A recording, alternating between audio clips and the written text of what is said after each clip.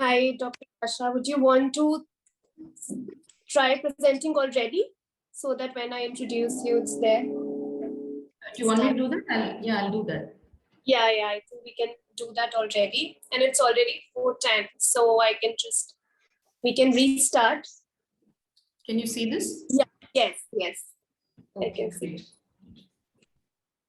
Another thing, are my notes coming in the way? I don't see anything else. Okay, No. Great. Thanks. Wait, okay. Just a second.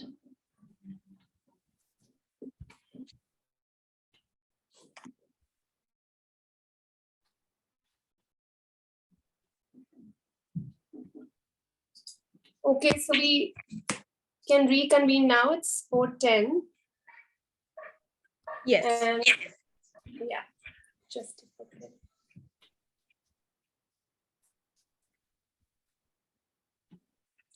So welcome everyone. And the next speaker with us is Dr. Asha Achuthan. Dr. Asha presently teaches at the Advanced Center for Women's Studies, Tata Institute of Social Sciences at Bombay, India. Initially trained in medicine from Calcutta University, Dr. Asha has further trained in women's studies and cultural studies, disciplines that she has found hospitable to her work on feminist epistemology. Her doctoral work from the Center for the Study of Culture and Society, Bangalore, India, focused on feminist standpoint theory and its possible deployment for a feminist critique of science in a post-colonial society such as India, putting to work experience as aphoretic. Dr. Asha's current work explores the context of gender and biomedicine with the focus on feminist queer epistemological critiques of the same. She has published in the areas of gender diversity in science institutions, feminist standpoint methodologies, interdisciplinarity in higher education, sexuality, and the making of gender in the nation. Dr. Asha is presently completing a book manuscript on the emergence of the Dai figure in the Indian Colonial Archive using methodologies of reading against the grain. And today she'll be speaking to us on notes on an absence, the Dai figure then and now in childbirth practice and protocol. So I welcome you, Dr. Asha, and you can go ahead.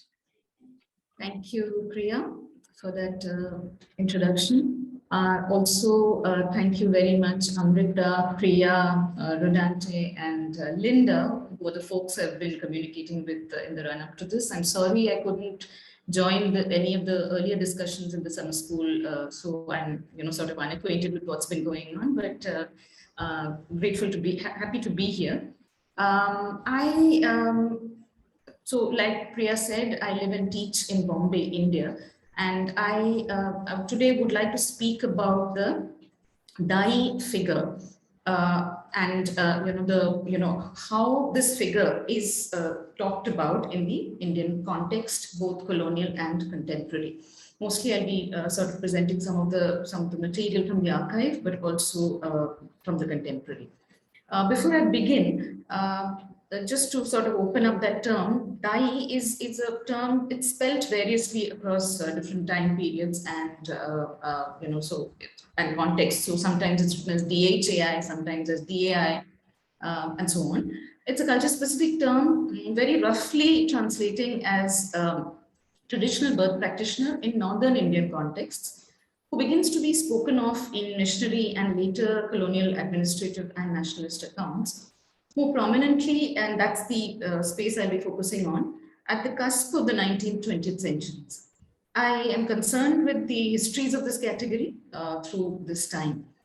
Why I think this history might be useful is that I feel that in critical feminist and social justice vocabulary, this figure has been focused on, but as a singular epistemological agent, a bearer of knowledge, or a care worker, albeit different. I mean, so even as a bearer of knowledge, different from the propositional knows that model.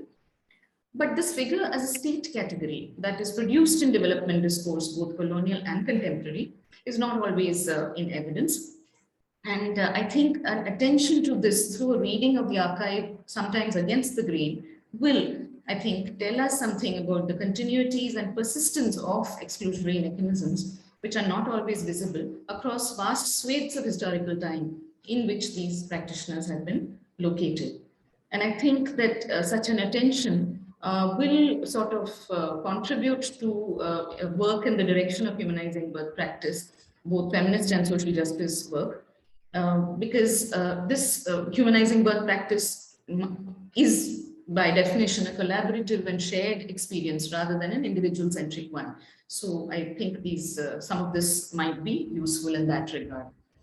So I'll begin by sort of posing two starkly different historical moments and sort of raising a few questions there to begin with.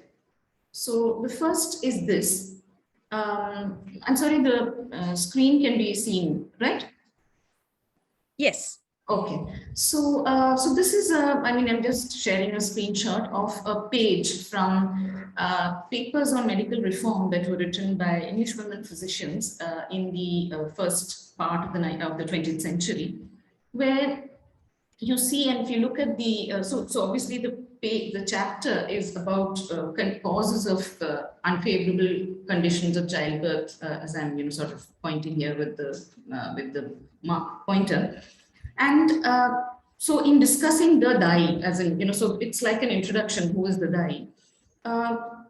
And over here, you see that this particular author is talking about how they found in the city of Benares, which is a city in central, not central India, how they found, and I quote, the low Hindu sweeper class were divided yet again into 7 castes, and the dais belonging to the upper of these castes had attendant cord cutters, women whose duty it was to cut the umbilical cord.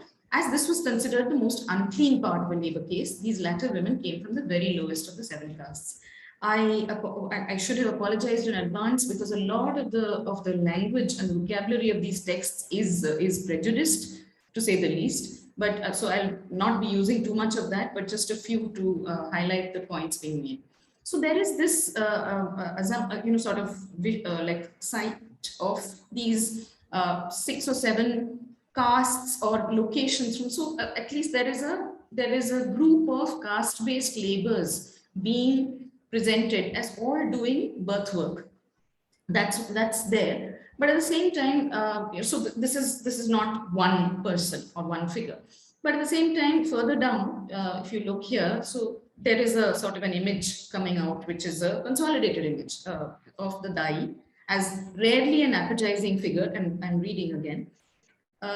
When seen at her work, her clothes are filthy rags and her body unwashed. Even when a Dai comes up prepared for inspection by a medical woman in outwardly clean apparel, a request that she would loosen her outer garments usually reveals her everyday dirty clothes underneath. This is happening in 1918. So the text is referred on the side. In about 10 years' time, and this is the text that Kanchana also referred to, you have the rhetoric sharpening much more. It's becoming much more, in that sense, sharp, shall I say? Where the Catherine Mayo, who was an American journalist, and sort of seen to be a neutral observer who is sort of presenting the case as she sees it in the book Mother India, and she has this chapter devoted to the birth practitioner. She says this, that when the pains begin, send for the Dai. And as you see in this paragraph, you can see that she is presented as this most vile of women, who's unsanitary, untrained, arrogant, and somebody who actually is the bearer of all that the mother must be protected from. So the text goes as far as to say that the pregnant mother is the victim of the Dai woman. So that's one of the sort of points. I mean, that's one end of the historical spectrum that I'm, even though some of these histories have begun earlier, but that's one kind of stark moment in historical time. We can come to a completely different point, which is the 2000s, where we have what is called a linked worker of sorts. So this is the Asha worker, which is an acronym for accredited social health activist.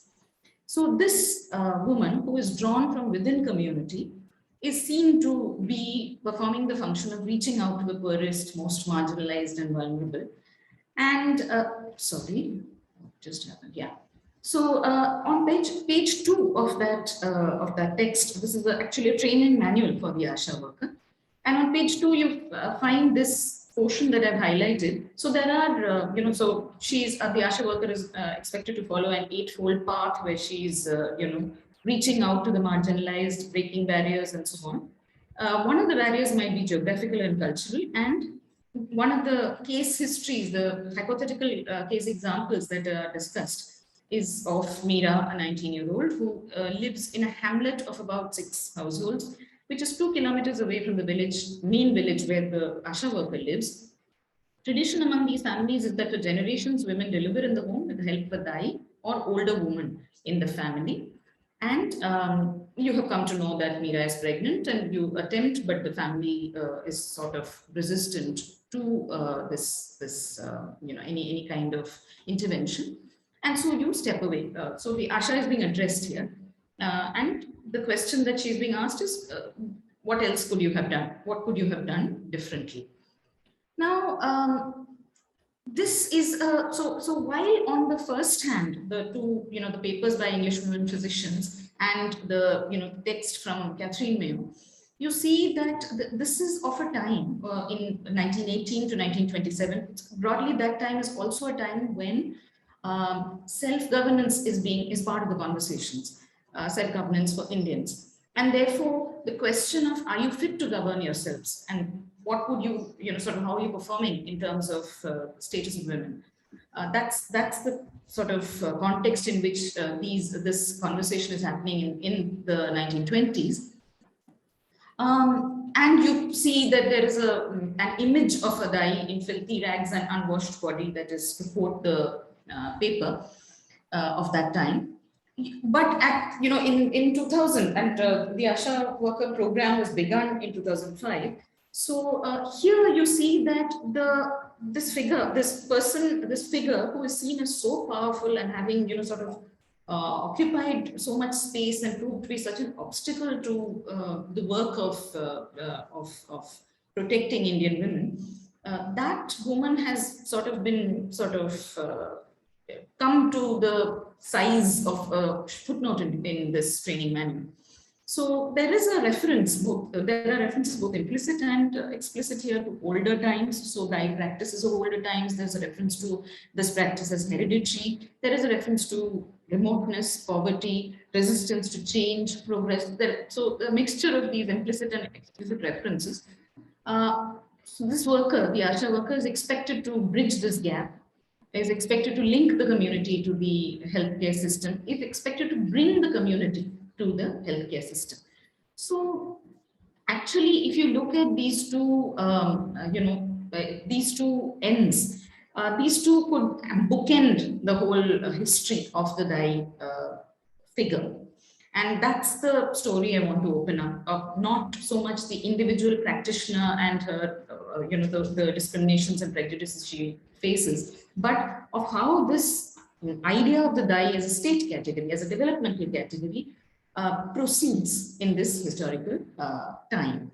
So that's what I want to talk about, and how this figure as a singular pan-Indian agent of childbirth. I've said that the word is more familiar in Northern Indian contexts, but in the entirety of the discourse of the time, this figure is being presented as a pan-Indian agent, and also a singular one, rather than being a more porous figure with different roles and stakes, having diverse responses, even in childbirth scenarios. In fact, being more than one individual, but is produced as one individual through a series of iterative mimetic steps, and then deployed towards mobilizing the domestic sphere and the nationalist conscience towards, in the emerging language of the therapeutic, towards the saving of the Indian woman, as it were. I suggest that to understand this story, this has to be seen through the lens of both caste and gender. And so the dye is being presented here as an older tradition, but not of the revered ancient past. As someone who's there in the national imaginary, but not part of the nation. And this is the context in which I would like to trace a bit of how this category and the persons are actively processed in the healthcare apparatus to make this happen. Now, to sort of try and open this up then, the idea of concern over the health of women in India seems to have been a recurring theme, and I thank Kanchana for having already brought this up. So it was a recurring theme in multiple non-administrative sectors, including missionary work, since at least the 1860s, when this worry about the women of India and what can be done for them sort of comes up, as also conflicts over who can do this work and what can be the scope of this work. But who is this woman of India? Which woman are we talking about? And who is she in danger from, which is the previous sort of slide that we've seen. The idea, a category called Zenana women is spoken of, seen as guardians of indigenous culture, also coming out in some of the missionary documents. Seen as guardians, gatekeepers of indigenous culture, seen as confined to the private sphere. This is a category again which is loose. It's used to refer to women of the home, women of the family, but it's also, as you look at it, the ways in which it is deployed, you find that it's more in terms of referring to women of privileged caste homes, women who were tied to nationalist elite movements in some form. So there is a caste and class privilege that is being sort of invoked when Zenana women are being spoken of as a category. So this woman, shall we say, is in danger from a bunch of women who, again, to quote the Papers on Indian Reform from the Christian Vernacular Education Society of 1888, given that, and these papers say that given that Veds and Hakims are, or that is the indigenous practitioners, indigenous male practitioners are neglectful of the Zenana women, puerperal management falls on the dais. And I quote, who belong to the lowest grade of society, never trained in their work, when widowed and old women of the lowest caste, such as domes, chamars, and pods and company, first seek employment as attendants on women in confinements, and after a time set themselves up as midwives. There is thus no help for Indian women at the most critical period of their lives, except what may be obtained from these so-called thais. Of course, the Thai woman, of course, herself is not considered an Indian woman in this sort of formulation. But something about these women is that they are non-familial, they're outside the structures of endogamous marriage and family. And a particular term comes into play around this time, which is that of the indigenous or the bazaar dai. And I'd like to flag this adjective indigenous because in this time, this adjective is being offered in this, in discussions of childbirth as something that is backward, something that is where the particular figure is, like I said, unsanitary, uncouth, arrogant, untrainable. So that is the sort of broad set of adjectives that come back again and again in these documents that are posed at the cusp of the 19th and 20th centuries. And and that is the context in which the philanthropic associations like the National Association for Supplying Female Medical Aid to the Women of India, more popularly known of as the Dufferin Fund, that and other such associations, organizations, they have this to contend with. We have this bazaar or indigenous dai to contend with as they attempt to provide what they call competent female medical attendants to the suffering Indian woman as wife. The Dufferin Fund itself starts with this by now mythologized account of the letter in the locket that travels in 1881, apparently, from the Maharani of Pune to another queen, Victoria, through one Dr. Elizabeth BLB, who had been working as a missionary in India and was now to be trained in medicine in England.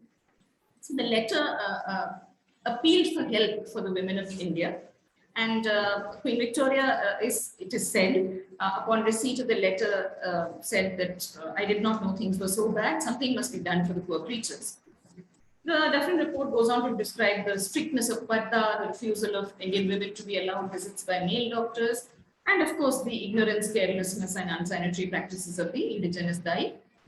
That makes it important for this work to proceed. So what does the Dufferin Fund do? It offers medical tuition, medical relief, nursing. These are the proposed objectives of the fund. In addition, it also does training compulsory, proposes training, compulsory registration and licensing of DIEs. Now, the Dufferin Fund is a non-governmental organization, like I said. So the Crown is able to hold itself, the Crown which is taken over by this time is able to hold itself as a group and therefore unaccountable for the results of this work. But that's just by way of information. So what the Dufferin Fund then sets out to do, Dufferin Fund and other organizations that are also at work at this time, what it sets out to do is to find the right kind of woman then for this work, because the unsanitary dye must be replaced.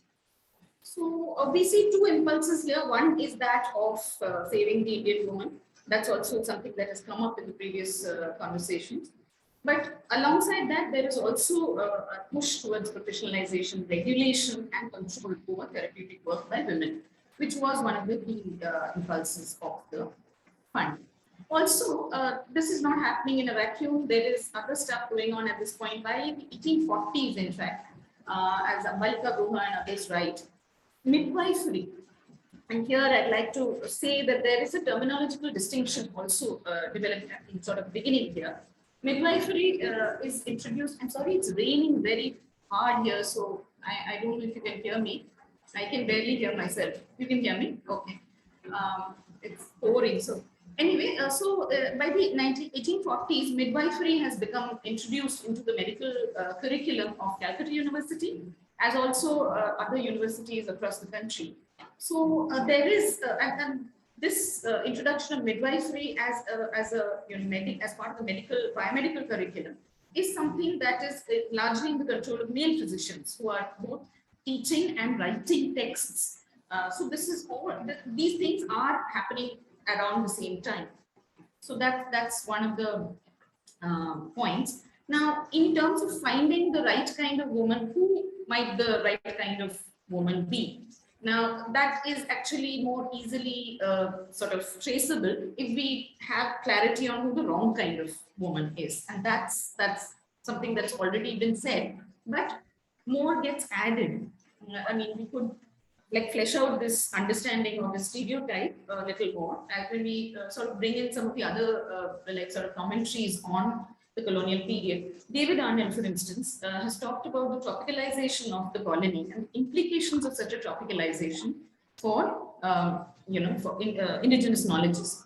He discusses particularly a phase beginning from about the second decade of the 19th century, where he says, and I quote, as colonial rule became more assured and feats of canal building and railway construction happened, as India's Oriental identity became eclipsed, though never entirely erased, and as the British regime associated itself more with modern science and technology and less with traditional learning and indigenous culture, so the identification of India with the tropics grew in strength.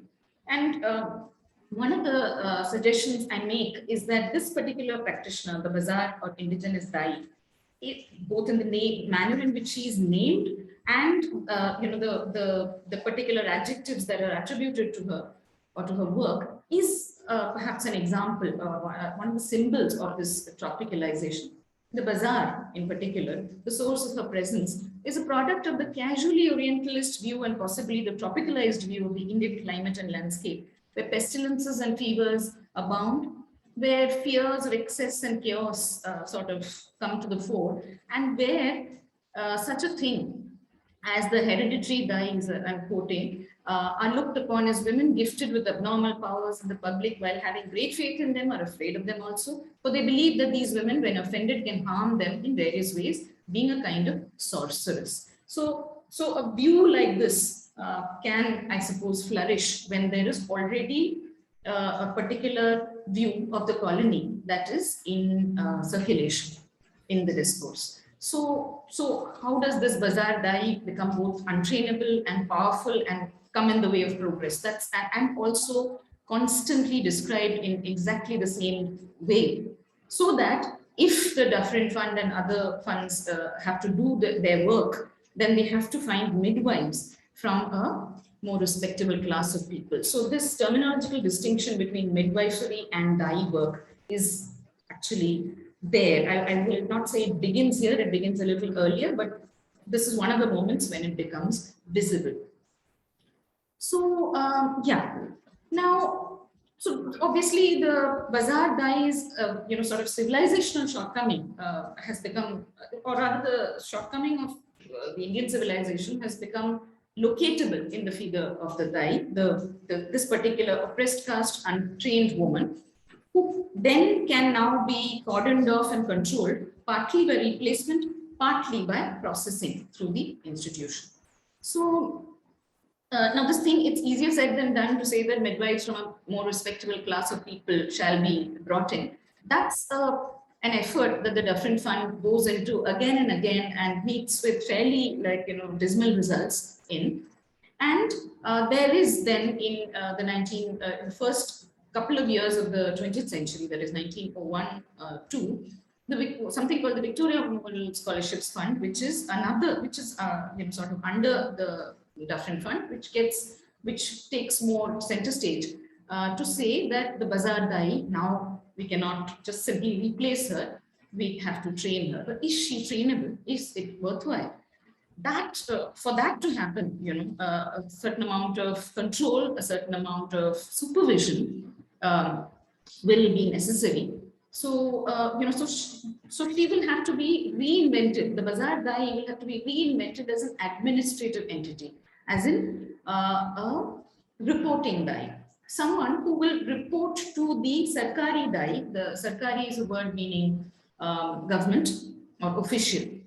So she will report to the sarkari dai, who is from a more respectable caste location, whose job it is to just train her, get a particular piece of information into her head, for instance. That's the way it's written in the papers.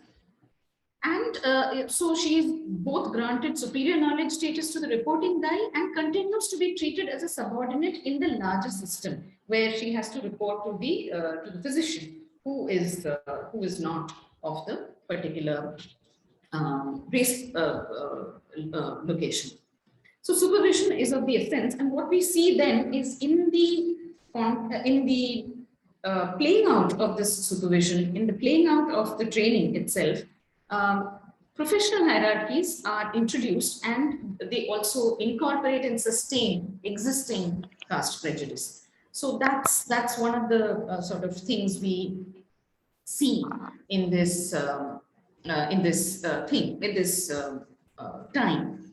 So now this is the point at which we might want to read the archive a little bit against the grain, because if is there another reading for this untrainability of the bazaar dai or of the indigenous dai? Is there another reason for her failure or her constant falling back into old habits, as she is written about?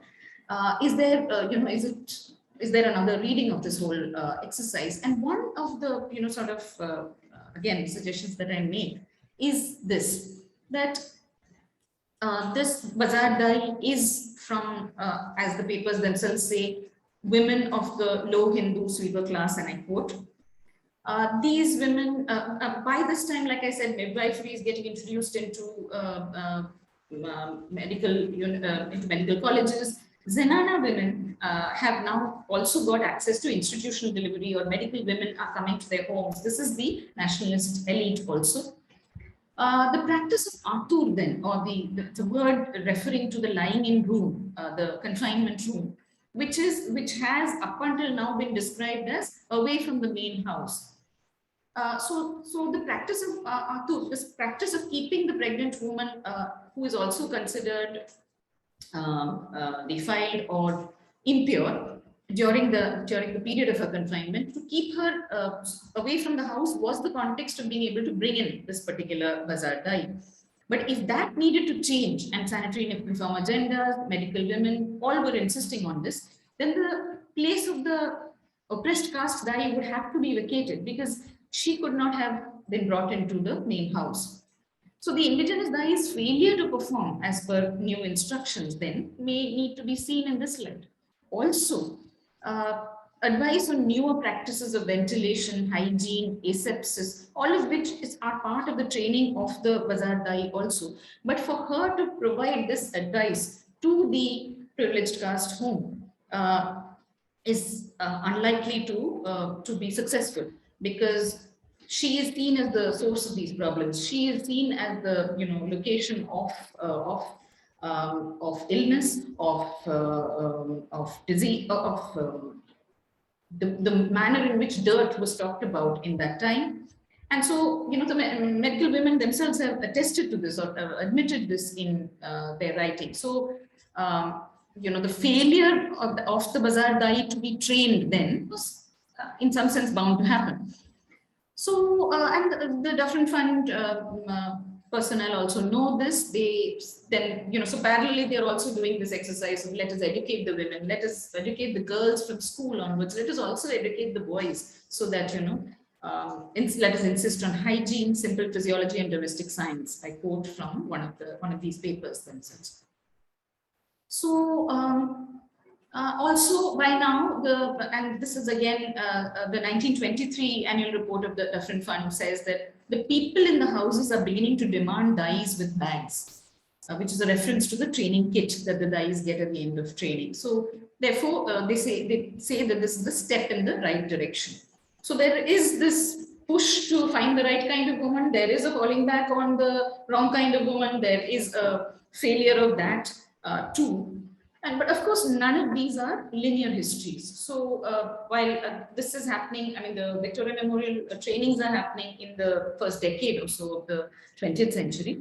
Around 1912, December, we see a sort of an urgent set of letters being dispatched to prominent Indian men with a series of questions asking whether upper caste women will be willing to be trained as nurses, not dyes. And like I was just listening to Kanchana, and I think there is a whole lot of conversation we could have about this. But, and I quote, so from the letter, it should be clearly understood at the outset that by nurse, the term Thai is not meant.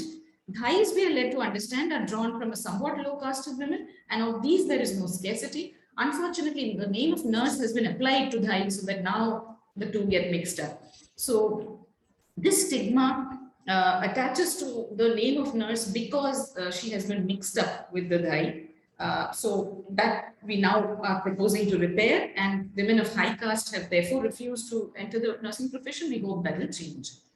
So we see this very, very, sort of interesting development.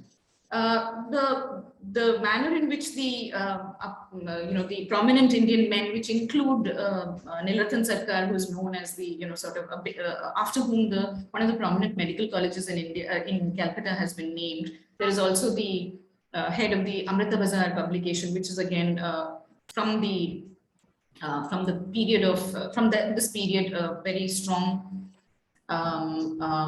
Okay, I'll try and respond to the questions later, if that's okay.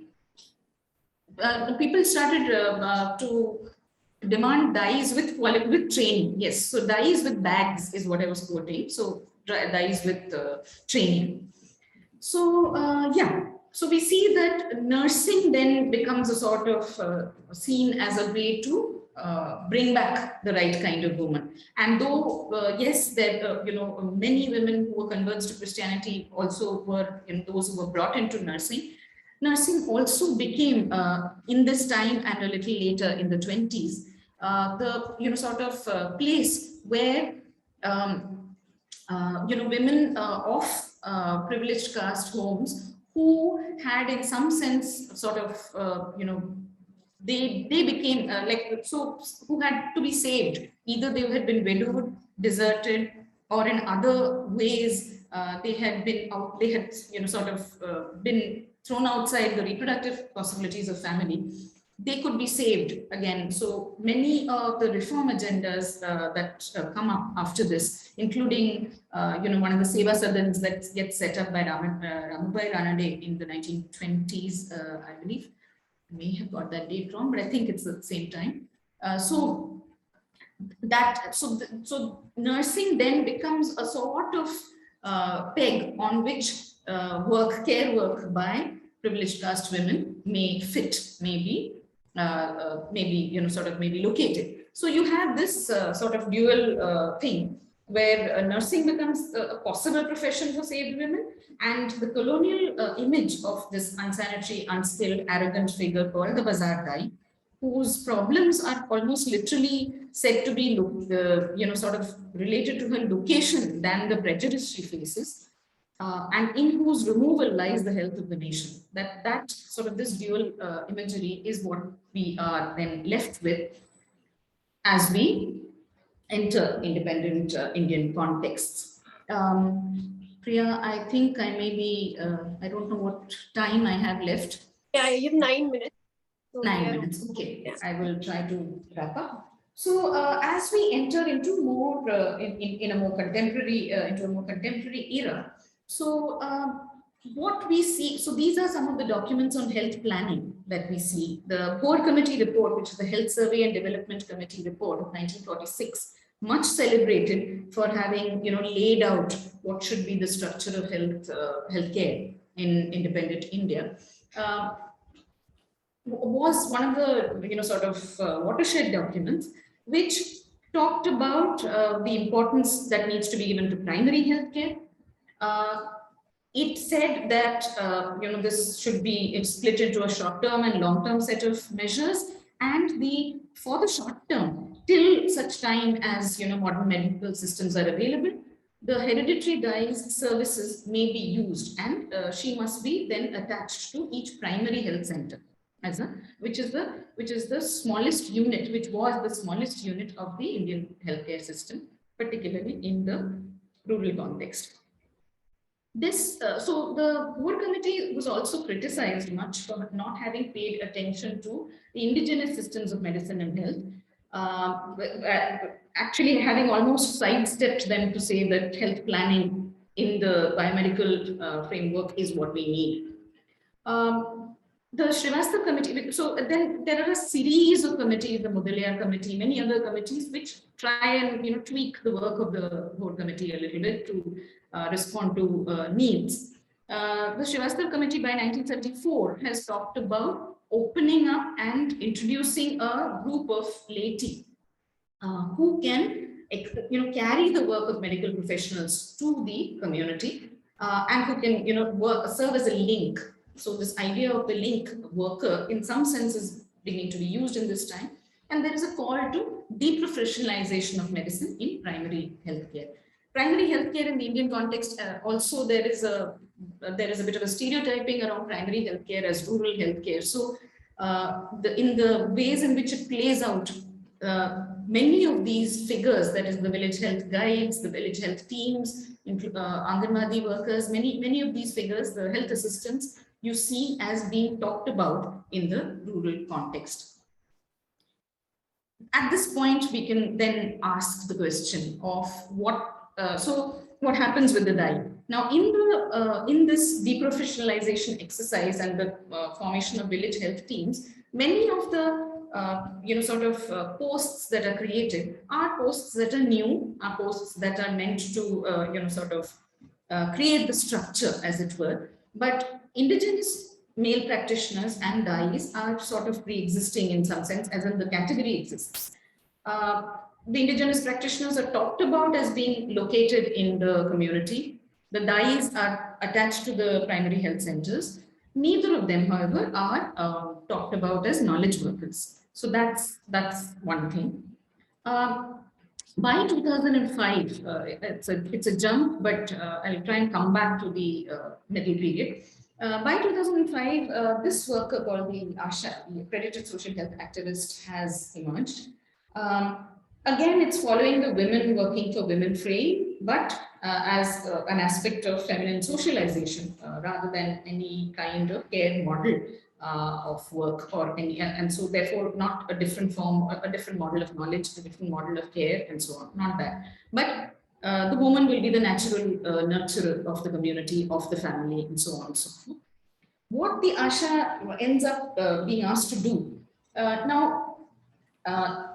there are, one might think that this might recall task shifting, which has been talked about by the WHO in this same time, as a way of following through on Almata's promises of, resisting medical elitism, as a way of sharing, doing collaborative work with the community in their own healthcare, putting the people's health in their own hands, as it were. And not doing delegation, not doing triage, not doing stopgap kind of work. But as we look at the Asha worker, we see that first of all, she being paid by the healthcare system, her primary loyalties are, she's expected to be primarily accountable to the healthcare system. Her work is today incentivized also, so to bringing the most marginalized communities to the system, like the earlier slide I showed about the training manual. So she has to do that work. So in that sense, the community seen it as this homogeneous space, flat space also is something that she has to bring to the system, and the DAI here then becomes the obstacle, because either families rely on a practitioner who is in their midst, or the DAI actually participates in not reporting, so the DAI is someone she would have wanted to report cases of pregnancy to her, but the DAI in not reporting sort of retains control over those pregnancies. All of this.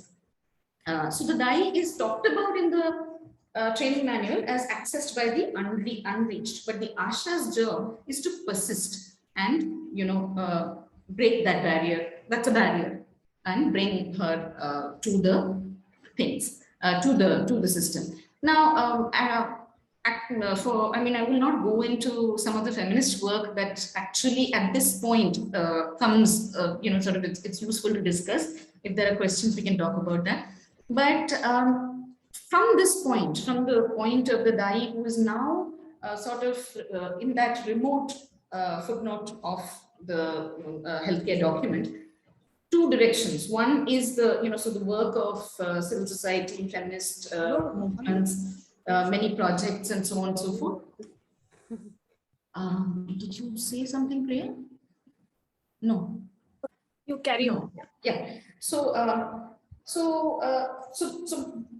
at this point, one of the kinds of work that we see happening is that the DAI as a marginalized practitioner must be attended to, must be, her livelihood must be protected. She must be recognized as for her contributions. The model of knowledge that she may represent is also very, sort of loosely talked about. It's not discussed in any great detail. That's one direction. I'm not going into that. The other is that the continuing of planning documents, the entire being in alignment with international protocols of midwifery and care. So you see a document like this coming up in 2018. This is by the Ministry of Health and Family Welfare of the Government of India, where you will notice that in the entirety of the document, the word DAI does not appear. So, and experience from midwifery for experience from midwifery, Sweden and Sri Lanka are referenced for their, community-based midwives and so on and so forth. So this is another very, very fascinating, but also it says something about the what is the fate of the state category of the trained DAI or the DAI at all in this time. So that's one of the, so in the contemporary, we find that, let me just stay with this for a minute. We find that, this relegation of the dye to the footnote of history or to the footnote of the contemporary development discourse, particularly in reproductive health, continues and like becomes more and more clear on this strand. There is a last sort of strand that I would like to discuss, and I'll take just a minute or two, Priya, if I may. Yeah, okay, just a minute or two. So, so the thing, what we, I think this particular quote that I placed here by by the scholar, who talks about the manner in which Ayurveda as a discourse, for instance, the form in which we see it today, which can be called modern Ayurveda or can be called Ayurveda made modern. There are different approaches to that question, but she talks about how, with the coming of print culture, with the coming of the various oral traditions of, so she's talking about the Kerala context where various oral traditions of Nattu Vaidyam, which is in sort of literal translation, it is folk remedies, folk remedies rather. So, so how those oral traditions are all invited to provide their wisdom to those who can, to authors who can write. This is also happening in the 19th century, and all of this then gets textualized, and the oral practitioner, the oral tradition, and the practitioner of that tradition gets sort of extruded from that, from the entire apparatus. So, and I put this quote down here because I think it's so telling when she says, when esoteric is used to describe a classical tradition, it's meant to mean, scholastic, which cannot be accessed by layman with his common sense. When esoteric is associated with marginalized practices, then the meaning is equated with secrecy, quackery, etc. And some of the attitude towards the bazaar dye or the indigenous dye is something that we may want to not make a parallel to, but we may want to recall in this context. But primarily what is happening, what I want to sort of highlight here is the flattening of an uneven space of what may be called indigenous traditions. This is not something that is happening now, though it seems more visible today. But this is something that, sort of, and I just listed a few historical moments here, one being the Indigenous Committee, Indigenous Drugs Committee debate, and, sort of huge, like the fraught debate that happened in that time, which, by the way, is also at the cusp of the 19th century, and which actually spent a lot of time trying to define what will be called an indigenous drug. Is it something that was originally native to the Indian context? Is it something that was brought in? Is it something that is available in currently or in that time in the Indian context? And that's the last one is what gets sort of cemented, agreed upon in the minutes of the committee's work. Later on, so like I said, the board committee was in 1946, but in 48, the Chopra committee, or the Committee on the Indigenous Systems of Medicine, is something that picked up the unhappiness about indigenous systems not having been addressed, and talks about the need to examine Unani, Ayurveda, all these systems and come up with what might be valid, what might be not, of course, on the standard of allopathy.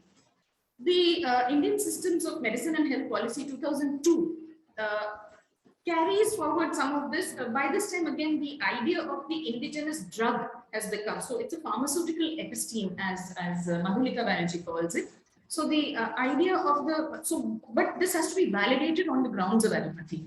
There is some talk of collaboration, there is some talk of integration, but the standard remains allopathy. But the interesting thing is that folk traditions related to birth attendance, and I'm quoting here, I'm sorry I missed the quote marks. Folk traditions related to birth attendance, bone setters, other unregistered therapies continue to be mentioned as late as 2002.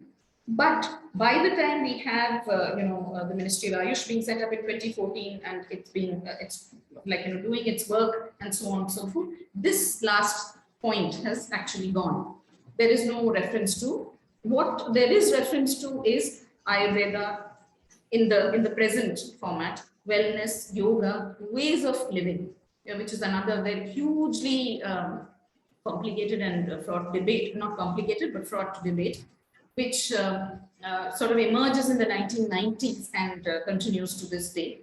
So that's the context in which then, if I were to ask, in this understanding of the indigenous as captured within the majoritarian understanding of what is the place then of the Dai?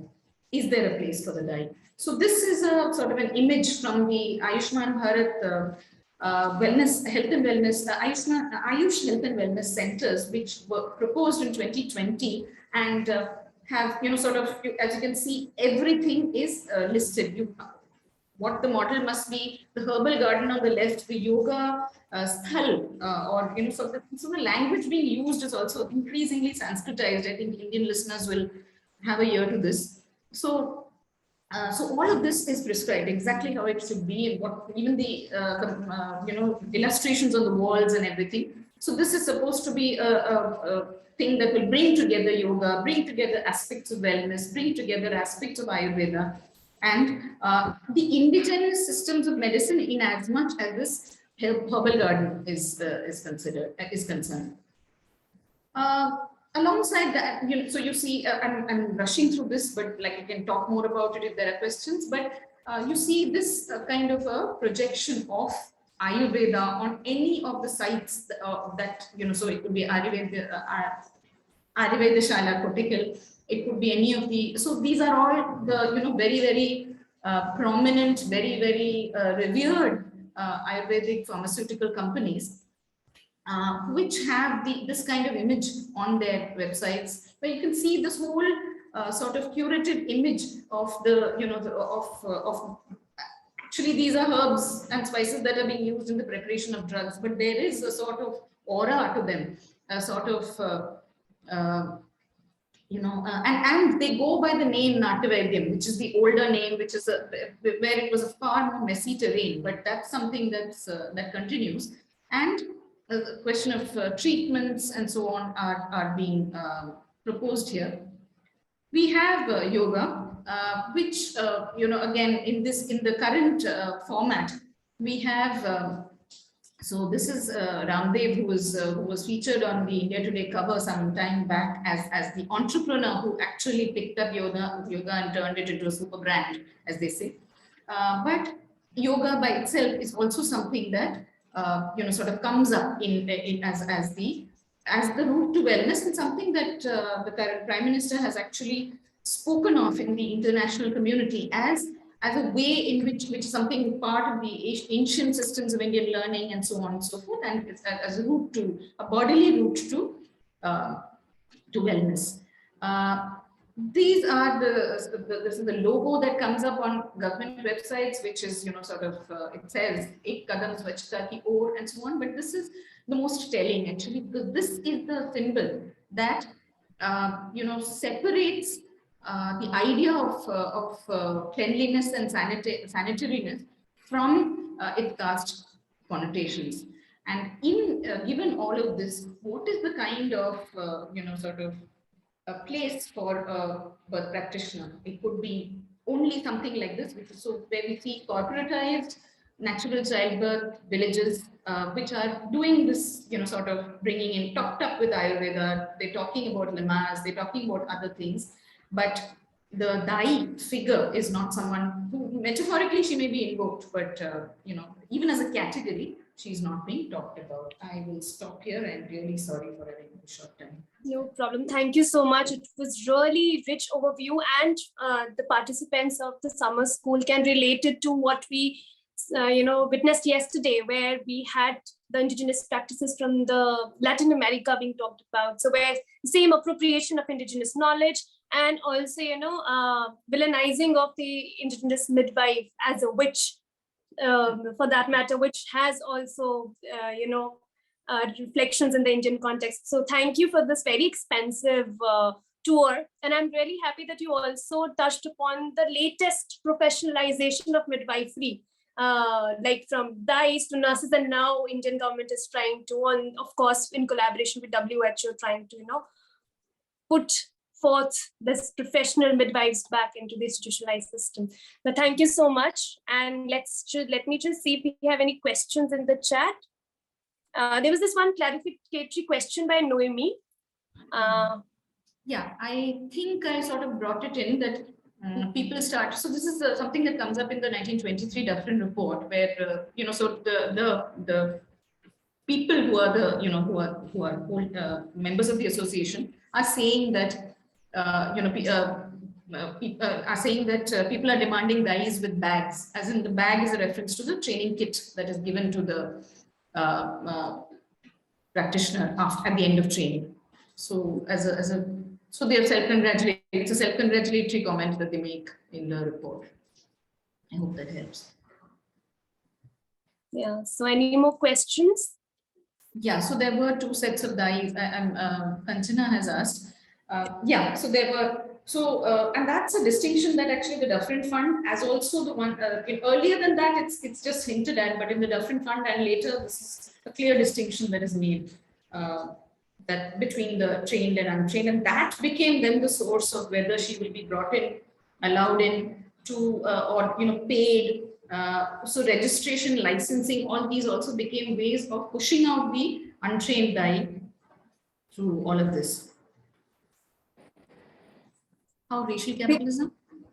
Priti has a question around how racial capitalism underlies health workforce planning in the UK. So parallels with caste capitalism in India. I think I think there would be parallels because the question of caste as undergirding the entire this entire discourse of who gets in and how, and who gets vilified, who gets demonized, who gets criminalized, in fact. Because there are also those conversations happening in the later period, as in unregistered practice must be must be talked about as criminal. So this whole exercise that happens in the Indian context is definitely linked with. Now, as far as caste capitalism is concerned, I think one of the points I would say is that today in privileged caste homes, the figure of the familial woman, who in that sense she may not be a member of this immediate family, but she is definitely a member of the caste, and she is someone who has been alongside many mothers, and she is someone who is brought in for postnatal care. And that's an entirely it's an entirely privileged caste sort of dynamic. So then when it plays out in the context of the birth village, for instance, that is an entirely, it's not to say that kind of that exercise doesn't help women in pregnancy, but what it does is it's framed within the frameworks of capitalism. It ties with the natural childbirth movement in the West. It is obviously paid for. It is accessible only to the rich few, and so on and so forth. So I think to that extent, there must be parallels. So there's a question that once training happened, was there more heterogeneity in terms of caste and religion? Right? Yeah, I think so, because in the colonial period, the people who so there are some comments in the Dufferin Fund reports which talk about how quote unquote upper caste dyes would refuse to share accommodation with others who were not of the same caste, and I presume not of their caste status. So there was definitely, and that's one of the one of the frustrations that the Dufferin Fund tables in saying that there is so much of caste prejudice amongst the women that we're not able to keep both of them on board. That's one of the things that's said. Also, a large number of the trained dyes in the UP context were women of what was then called the Peli caste, which is believed to be people who have converted to Islam. So in fact, there are these books. Upper caste dyes was the expression. So there are these, there are these narrative popular books which are talking about the dyes work, and so some of those are located in the Muslim public private sphere. I mean, they said, I mean, it's made obvious that that is the location. And so there was heterogeneity, but that heterogeneity was also something that it is not invited. So it was not inclusion. It was something that happened nonetheless. And so this much is what I know, Kancana, about the Muslim women dyes in that time. Namrata is asking, are Ashas in India overworked and underpaid? I think the answer is a straightforward yes. They have a very strong resistance movement also in India. Right now. So they are wanting to be counted as workers and government workers. This is something that they are pushing for, particularly in the period of the pandemic. They have been, apart from the list of tasks that they are that are there in their sort of in their training, where it would seem like, how can one person do all of this? They also had to do the pandemic, taking histories, doing vaccine advocacy, and all of that. So that's and like Priya said, there is a very, very vibrant and powerful movement, but they've been able to push for some increase in salary. But what they're pushing for is status as government workers. Thank you.